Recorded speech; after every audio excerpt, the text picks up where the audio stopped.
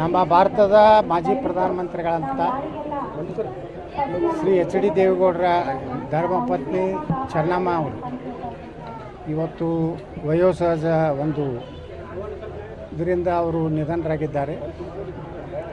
ಇವತ್ತು ದೇವೇಗೌಡರ ರಾಜಕೀಯ ಒಂದು ಭವಿಷ್ಯದಲ್ಲಿ ಅವರ ಪಾತ್ರ ಭಾಳ ದೊಡ್ಡದಿದೆ. ದೇವೇಗೌಡರ ಮತ್ತು ದೇವರ ಭಾಳ ಭಕ್ತರವರು. ಚೆನ್ನಮ್ಮ ದೇವೇಗೌಡರನ್ನ ಭಾಳ ಸಲ ನೋಡಿನಿ ಅವ್ರ ಮನೆಗೆ ಹೋದಾಗ. ದಿನಾಲು ಗೋಪೂಜೆ, ದಿನಾಲು ಸೂರ್ಯನ ಪೂಜೆ, ಯಾವಾಗ ನೋಡಿದಾಗೂ ಮನೆಯಲ್ಲಿ ದೇವರ ಒಂದು ಪೂಜೆಗಳು ನಿರಂತರವಾಗಿ ನಡೀತಾ ಇತ್ತು. ಅಂತ ಒಬ್ಬ ದೈವ ಭಕ್ತರಿದ್ದರು ಅವರು.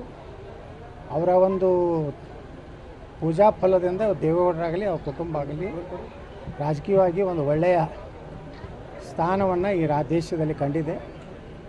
ಇಡೀ ರಾಜ್ಯದ ಜನ ಇವತ್ತು ಚೆನ್ನಮ್ಮ ದೇವೇಗೌಡರವರ ನಿಧನದ ಒಂದು ಶೋಕದಲ್ಲಿ ನಾವೆಲ್ಲ ಭಾಗಿಯಾಗಿದ್ದೀವಿ.